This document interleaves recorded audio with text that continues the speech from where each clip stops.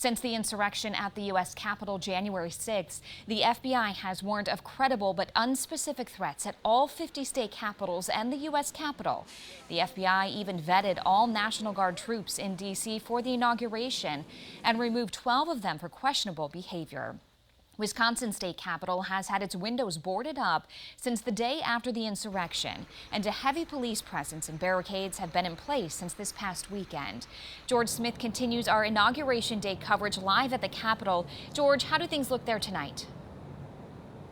Well, good evening, Amber. Quiet, very quiet. I just took a lap around the entire Capitol complex and didn't see any demonstrators at all, so it is a very peaceful evening right here. But as you mentioned, it was just 2 weeks ago that insurrection at the United States Capitol happened, and the FBI had warned about possible armed demonstrations at U.S. capitals across the country in every one of the 50 states. But again, it is quiet here right now. Let's take a look at what has happened in some other areas. In Illinois, the Capitol complex in Springfield is closed today. The Governor J.B. Pritzker activated the Illinois National Guard for increased security.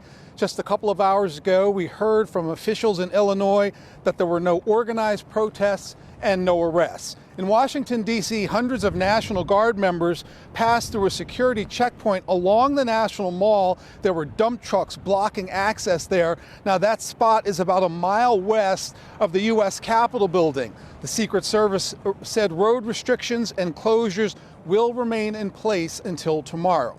Now, the United States Supreme Court did receive a bomb threat. That building is just a short walk away from the Capitol, maybe a quarter of a mile, maybe a 3 or 4 minute walk. Most of the Supreme Court justices were at the inauguration, and the building was not evacuated. Things there are now back to normal. Capitol Bureau Chief A.J. Bypour is here with me on the other side of the Capitol.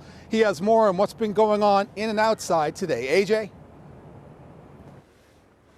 Well, George, what we are not seeing here compared to Sunday is what really stands out. Not seeing the armored trucks in these circle drives, the guardsmen walking up to and into the Capitol, the blockades keeping traffic out of these Capitol circle drives.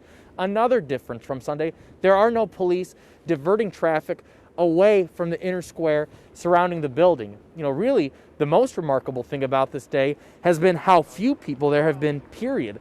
There were police making laps around the building, including dogs sniffing every trash can as they would pass by, but you know, that's mainly been it. Among the people we've seen at the Capitol today were some UW students who've gotten back to Madison within the last couple days. They told me they wanted to come by to see if there would be a scene at all today. I think we all heard a lot of rumors and stuff, but I wasn't really that nervous. I feel like they're going to be pretty well prepared for everything. I got back 2 days ago. I was driving up here and also feeling anxious about things going on. I think I was expecting a bit more of a presence at the Capitol today, but I'm relieved that it's calm and just, you know, not really that much going on.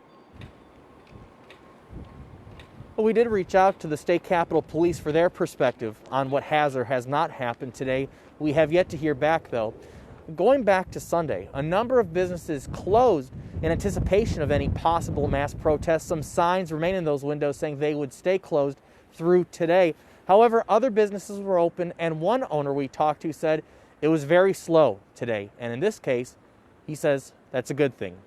Reporting live tonight outside the State Capitol, A.J. Bypour, 27 News.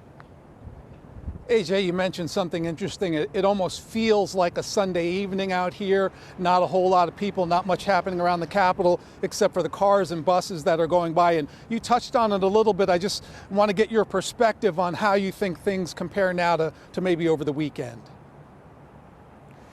Well, I think, George, on Sunday, I came down on my own and was just walking around, and what was striking was really there were more police and journalists than anybody else. There was the tension of not knowing what was going to happen. We had just heard about those FBI warnings and those intelligence reports of some kind of possible mass armed protest.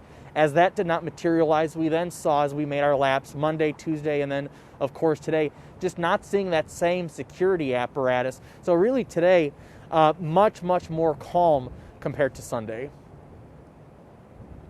All right, I'm sure law enforcement is happy about that.